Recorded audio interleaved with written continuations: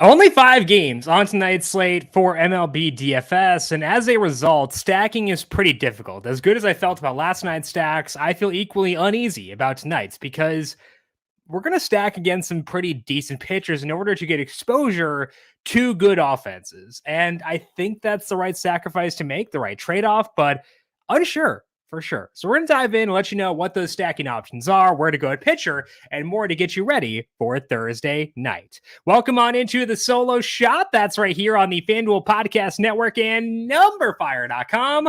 My name is Jim Sonis. I am a senior writer and analyst for NumberFire, here to break down Thursday night's 5-game main slate with lock set for 6:05 p.m. Eastern for today. Again, lock is at 6:05 p.m. Eastern, an early lock time for today. So make sure you are aware of that as you're filling out your lineups. If you got dummy lineups in there, edit them now to get some kind of thing in there, just to make sure you are good to go before 6:05 p.m. Eastern. Luckily for us, with just 5 games, no weather notes for tonight. I'm not sure the status of the air quality in Philadelphia, because apparently we got to worry about that now as well. But at least from a rain perspective, no games at risk of being postponed for today. We'll dive on in and break down pitchers, stacks, and much more in just 1 second. But first, a reminder to make sure you're subscribed to the NumberFire Daily Fantasy Podcast feed wherever you get your podcasts. And also, do not forget that the solo shot does go up over on the FanDuel YouTube page each and every weekday. If you like what you hear on YouTube, leave us a thumbs up. Make sure you're subscribed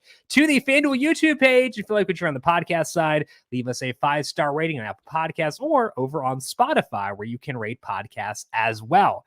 Have you ever started a player in your fantasy football lineup who scores 3 points while someone on your bench puts up 20? Well, with FanDuel's NFL Best Ball drafts, you don't have to worry about that.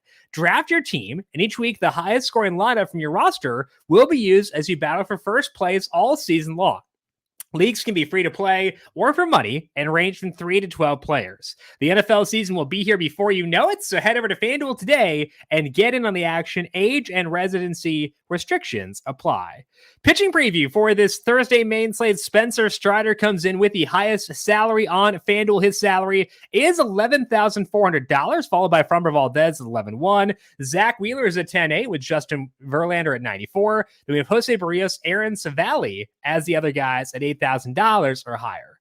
Now, at the top of the slate, I think you could make a case for either Spencer Strider or Zach Wheeler as being the top guy, because Strider is Strider and Wheeler is facing the Tigers. So they're both defensible. But for me, I'm going to go Strider at the top because it's Spencer Strider. We'll talk about Wheeler and the reason I prefer Strider in just 1 second. But first, let's discuss Strider here. He is facing the Mets, which is definitely not a fun matchup. They have a 103 WRC plus against righties. They don't strike out a bunch. But I'm not sure it matters for Strider because we are up to 12 starts for him this year, and he has an expected ERA of 2.70 with a 41% strikeout rate. That is DeGrom levels of nastiness. Strider is letting up too many fly balls and too much hard contact, but I reference the expected ERA because that does a better job of encapsulating hard contact and fly balls, and he's still been fine there. 2.70, more than good enough. He's still been feasting.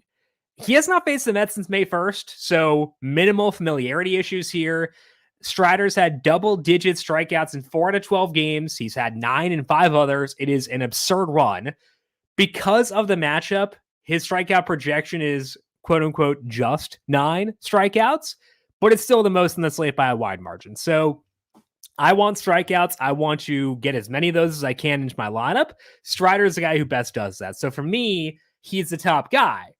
Wheeler can go second, though, and the matchup is what does it there, and it's what puts him even in the discussion with Strider. He's facing the Tigers, Wheeler is, and they have a 70 WRC plus against righties, which is easily the worst number on the slate. They have a 102 ISO, which means they have no power at all, and they also strike out enough with a 24% rate there.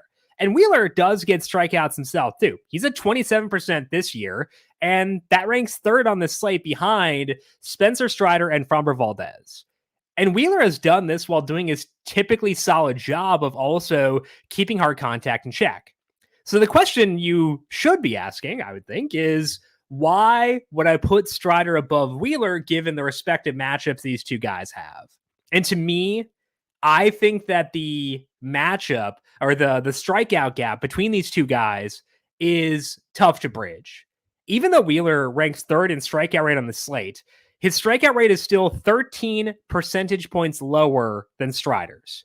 Even with Strider in a low strikeout matchup, he's still projected for 2.2 more strikeouts than Wheeler, which means he kind of gets more wiggle room to let up some earned runs and still be the highest scoring guy in this slate. So I like Wheeler a lot. If Strider were not in this slate, I would put Wheeler at the top and feel great about it. But with Strider being here with all the strikeout upside he has, I have to go Strider 1, Wheeler 2. But if you want to push back and go Wheeler, there is a very easy case you made for that. I totally get it. Just my personal preference, my personal process says I should go Strider, so I'll be doing that for tonight. So to me, at the top, Strider 1, Wheeler 2, Framber Valdez, very much the third pitcher for today. As far as the value play goes, I'm going to wind up on Jose Barrios. I don't feel great about that. I'm still pretty wary of a lot of what's happening in his profile, and I don't want to target pitchers facing the Astros. But for $8,800, he's the lowest I can go, so Barrios will be the value play of the night. We've seen Barrios pitch a lot better recently, at least from a results perspective, and it has correlated with a change in his approach where across his past 5 starts, he's thrown fewer four-seam fastballs. And in that time, his ERA is 2.03, and 3 of those games were on the road, and he's had some, in his career, decent home road splits. So seeing him do decent on the road, to me, is pretty encouraging. And it's fun to have Jose Barrios back to being a viable option for fantasy. But the strikeouts haven't been there. He has a 21% strikeout rate in the sample. He's getting by entirely by suppressing hard contact. In that time, in that 5-start sample, Barrios has let up just a 25% hard hit rate, which is a very good number. But the question is whether or not it's sustainable. Or will Barrios need to get more strikeouts to keep this really nice run he's had up? And honestly, the answer is, I don't know. Houston's lineup should be pretty righty heavy, which does help for sure. But the downside is who those 2 lefties are. They're Yordan Alvarez and Kyle Tucker. If he faces both those guys twice, that could be 4 home runs based on the way they hit the ball, based on Barrios' issues with lefties. So it's concerning still. I do think Barrios is in play. I think if you want to use him to get to Mike Trout and guys like that, I get it. But I think my approach tonight would be to spend a pitcher in most lineups. I think I'd rather try to find value within my stacks and go that route instead, because just kind of tough for me to envision Barrios outscoring Strider, outscoring Wheeler, given his matchup and all that stuff. So definitely going to wind up paying up more than I pay down a pitcher for today. Now, one reason we can get to Strider for tonight is that I think that the Cubs are very much in play, and they've got a lot of potential value options on their roster. So let's talk about the Cubs here as the top stack. And they're facing Reed Detmers. So this is a very risky stack because Detmers can get strikeouts, and the Cubs are more than happy to oblige people in getting strikeouts. But I still think we'll want to be here.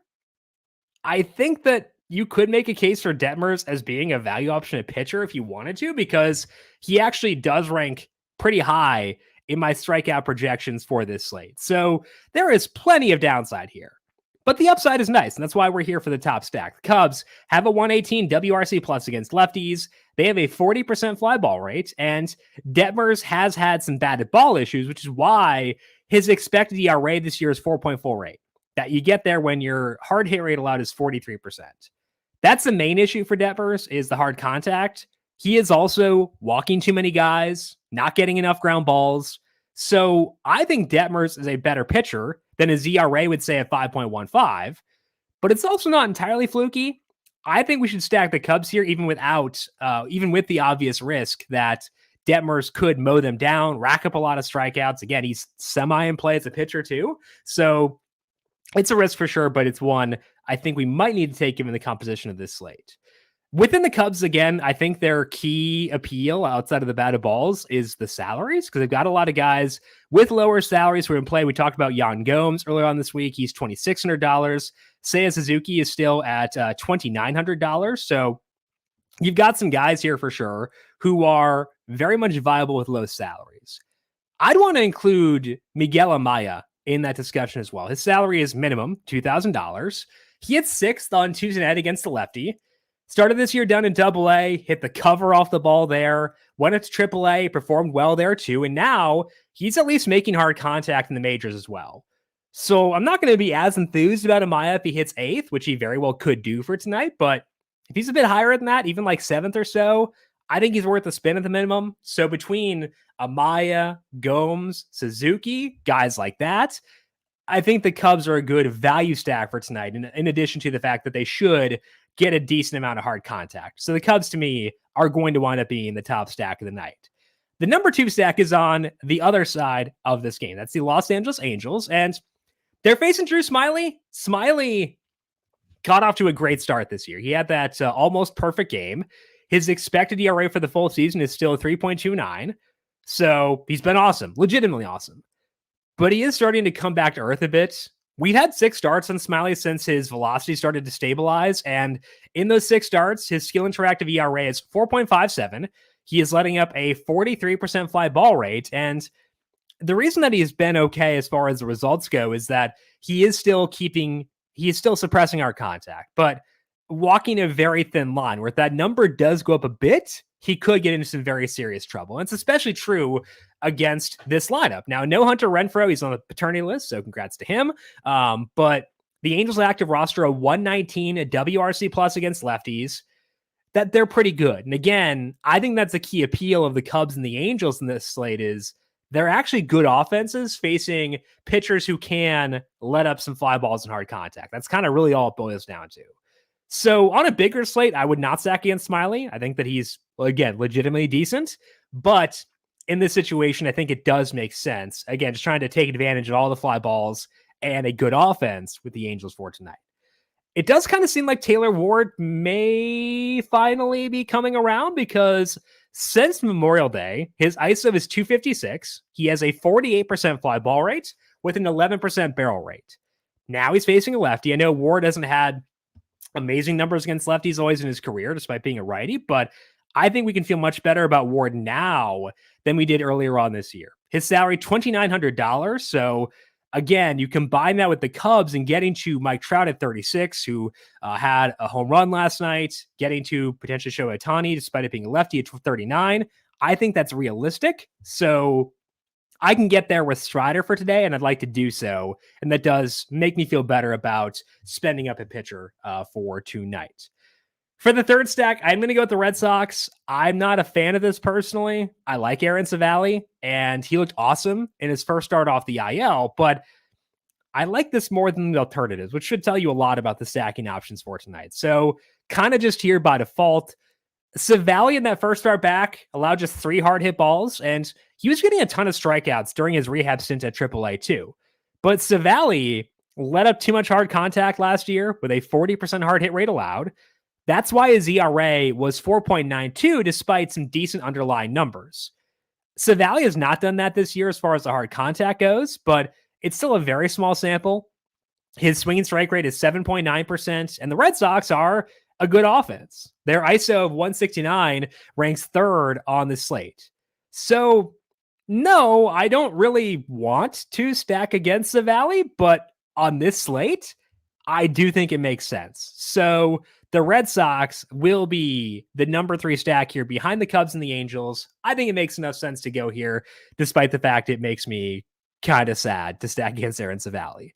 Within the Red Sox, again, I think we can find some value to make it easier to get up to Strider, Trout, etc. Tristan Costa is kind of the key guy here. His salary is $2,600. He's batting 5th. I think the bad results for him are pretty fluky because his WOBA is 306, but his expected WOBA is 340. A lot of barrels, a lot of fly balls. I keep trying to buy into Casas, hoping to get in for the breakout, and it has not happened yet, but I think there are at least signs that it could come. So I like Casas a lot. $2,600, a very fair salary for a guy who has legitimate power. Jarren Duran has slowed down a lot recently, but the salary has also come down. It's now $2,800. So I think we got guys on the upside here on this team and not super, super high salaries, which does make the Red Sox, helps make up for the fact that I don't really want to stack against Savali for tonight. Things to watch on this slate. I did give at least some consideration to Justin Verlander at $9,400. He's still not himself, like old school Verlander, but he did go 117 pitches in his most recent start, which is bananas. which gives you a lot of wiggle room for him to not be spotless, but still be good for DFS. He's facing the Braves on the road. It might not be the right spot to buy back in yet. So I'm not there now, but it's at least worth thinking about for his next spot in the rotation. If you want to watch him tonight and see how he does and get a read on next week, I think that makes a lot of sense. The other two stacks I considered above the Red Sox were the Guardians and the Phillies. Let's start here with the Phillies, who will be facing, I think, Reese Olson, though it'll be behind an opener. They have not confirmed Olson will be the bulk reliever for the Tigers, but I think he will be. Olson, both in his major league debut and in AAA, has done a very good job of limiting hard contact. He gets ground balls, gets some swinging strikes. The Phillies offense is solid, and that's why they're a consideration here. But Olson might just be good, and it did lower me on stacking against him for tonight. The Guardians got dinged because their offense stinks, and I don't want to stack them. They're facing Matt Dermody, who is making his 2023 debut. Decent plate discipline numbers down in AAA. He was not as good at suppressing our contact as Olson, but the Guardians are not fun. 86 WRC plus against lefties, minimal power, 125 ISO. So they're fine for one-offs if there are guys you like on this team, but I don't feel confident in finding four guys I like in this offense. So that's why they got shoved down. The Red Sox got shoved up. It's a weird slate for stacking for sure. So if you have a strong inclination towards someone else in the slate, I'd say follow it. There are no surefire stacks in the slate, no perfect stacks by any means. So follow your gut. This is what my gut said was the Angels, Cubs, and Red Sox, followed by the Phillies, and then the Guardians for some one-offs. Let's finish up here with some dinger calls for today. Now, last night we got both dinger calls in the first inning of the same game. We're going to try to run that back. First inning might be a stretch, and also one of these guys might not play, but I'm going to go Mike Trout for the boring one. Back-to-back nights, we'll say, for Mike Trout, going deep there. The fun one, Miguel Amaya. If he does not play, pivot to Yan Gomes as being the fun home run call. Gomes, we talked about this again earlier on this week. Still hits lefties very well. Amaya is just kind of fun. Minimum salary on FanDuel. So tentatively the homer calls are Mike Trout and Miguel Amaya. If Amaya does not go, backup then is Yan Gomes instead. That is all that we have here for today on the Solo Shot. Want to give you all a big thank you for tuning in once again. As always, we are back once again tomorrow with a robust Friday slate. So make sure you're subscribed to the Number Fire Daily Fantasy Podcast feed or the FanDuel YouTube page to get these as they go live. If you've got any questions for me, I am on Twitter at Jim Sannes, JimSannes. I want to thank you all for tuning in. Good luck to you with your MLB DFS lineups for tonight. We'll talk to you once again tomorrow to break down Friday's slate. This has been the Solo Shot right here on the FanDuel Podcast Network.